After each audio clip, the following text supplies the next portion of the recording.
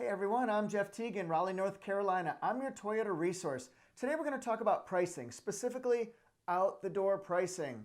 I get a lot of questions from people all over the country, and they want to know, what's the best out-the-door? What's the best on-road price? What's the best OTD price?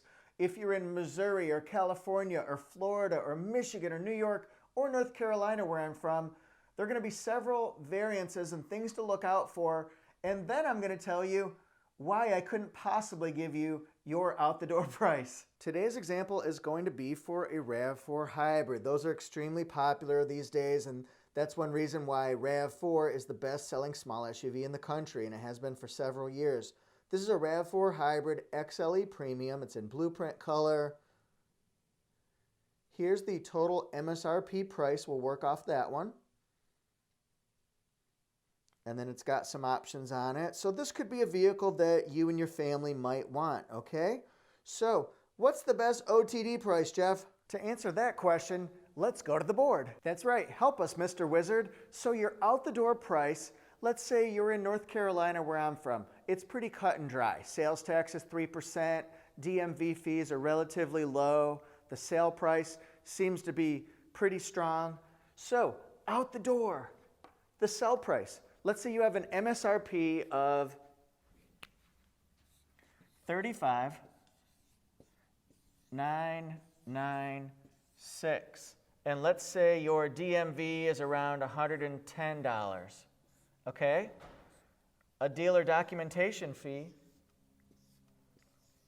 might be $649. Where you are, it could be different. Sales tax could be 3%. Where it is in North Carolina. It could be California where it's 8.75%. It could be 6% somewhere. So you're seeing there could be some extra things. Along with the dealer fees, maybe there are extra accessories that were added onto the vehicle at the dealership level. Maybe they put in body side moldings or pinstriping or wheel locks or mud guards. Something like that could have been added at the dealership level. Maybe leather seats, heated seats. Now you're starting to see, even though somebody might say, well, this RAV4, it's got the same options. Yeah, but at the dealership level, did they add something else that could change what you're actually seeing, what you think you see?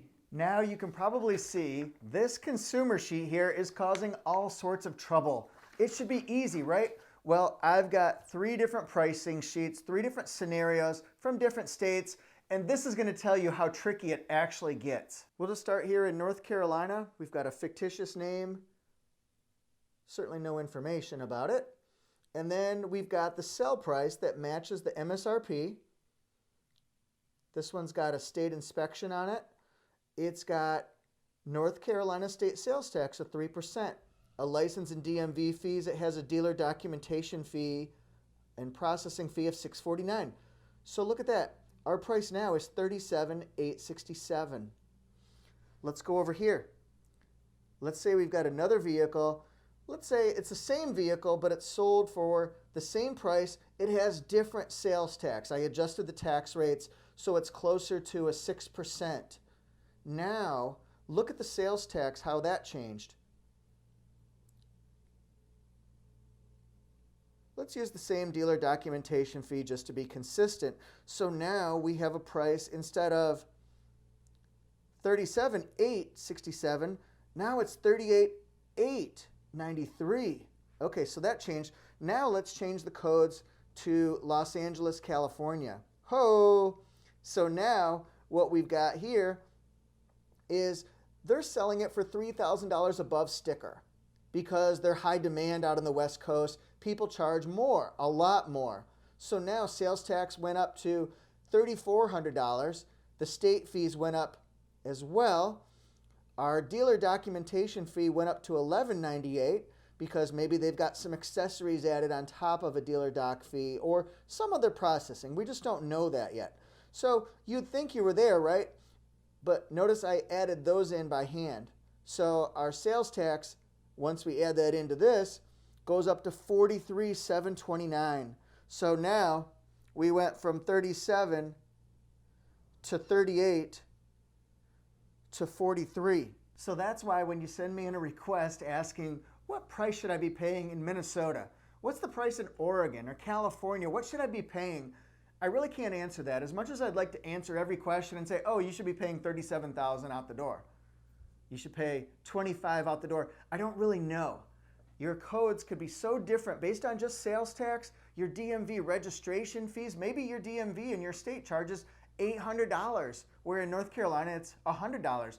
So many different factors and criteria, and plus with the chip shortage going on right now, cars are going for higher rates. So instead of getting a $5,000 discount, you might be paying MSRP, or you might be paying $2,000 above, or if it's a 4Runner TRD Pro, you might be paying $10,000 more. It's supply and demand. Right now, that's just what it is in the automotive industry. It's kind of tough, but the good news is you can still get your vehicles. You might just have to pre-order them. Thanks everyone so much for your questions. I really appreciate it. I hope this was helpful to kind of tell you what goes into an out-the-door price and why it's just not quite so transparent or easy to do that for somebody. You have to go to your dealership and figure out what's the out-the-door price and then match that up with the service that they're providing. Are they being a resource to you? Do they want your business? Are they being respectful of your time and your energy and your research and the specific vehicle that you're looking for? Thanks so much. Please send in your questions to toyotajeff.com and I'll try to answer those in a future video. We're going to try to mix up our variety of content. We want to give you lots of different types of videos coming forth. It's going to be an exciting year. Lots of different changes. You'll see so much different type of content than what you've seen because we don't want it to be just reviews.